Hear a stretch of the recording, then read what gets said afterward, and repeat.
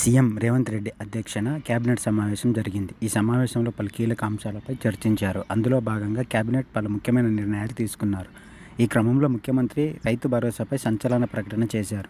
రైతాంగానికి నూతన సంవత్సరం నుంచి మంచి జరగాలని తమ ప్రభుత్వం వారికి అండగా ఉంటుందని తెలిపారు. వ్యవసాయం పండగ చేయాలని తమ ఆలోచన అన్నారు. ఈ క్రమంలో సీఎం రేవంత్ రెడ్డి రైతులకు శుభవార్త చెప్పారు. రైతు భరోసా వ్యవసాయ యోగ భూములకు రైతు భరోసా ఇవ్వనున్నారు. గత ప్రభుత్వం రైతు బంధును ఏడాదికి 10,000 ఇచ్చిందని, తమ ప్రభుత్వం 12,000 ఇస్తామని చెప్పారు. అంతేకాకుండా భూమి లేని వ్యవసాయ రైతుల కూలీలకు కూడా ప్రతి ఏటా 12,000 ఇవ్వనున్నట్లు చెప్పారు. ఇందిరమ్మ ఆత్మీయ భరోసా పథకం పేరుతో భూమి లేని రైతుకి ఇస్తామని చెప్పారు. మరోవైపు రేషన్ కార్డులు లేని వారికి నూతన రేషన్ కార్డులు ఇస్తామని సీఎం రేవంత్ రెడ్డి అన్నారు. జనవరి 26 నుండి ఈ పథకాలు అమలు చేస్తామన్నారు. వ్యవసాయ యోగ్యం కాని భూములు, మైనింగ్, రియల్ ఎస్టేట్ భూములకు రైతు భరోసా ఉండదని తెలిపారు. ప్రభుత్వం తీసుకున్న భూములకు రైతు భరోసా ఇవ్వనున్నారు.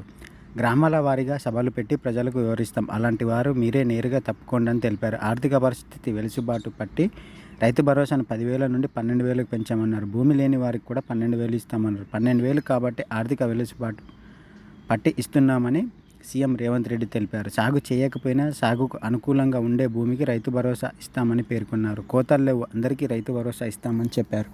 ఈ నెల 26 నుంచి అర్హులైన ప్రతి ఒక్కరికి రైతు బంధుని వారి ఖాతాల్లో జమ చేస్తామని సీఎం రేవంత్ రెడ్డి ఈ సందర్భంగా తెలిపారు. అలాగే వ్యవసాయానికి యోగం కాని భూములు అంటే రాళ్లు, రప్పలు, గుట్టలు, రోడ్ల నిర్మాణంలో కోల్పోయిన భూములు, మైనింగ్ చేసుకున్న భూములు, నాలా కన్వర్షన్ అయిన భూములు, రియల్ ఎస్టేట్ వెంచర్లు చేసిన భూములు, పరిశ్రమలకు తీసుకున్న భూములు, రైతుల నుంచి ప్రభుత్వం సేకరించిన భూములకు రైతు భరోసా వర్తించదని సీఎం స్పష్టం చేశారు.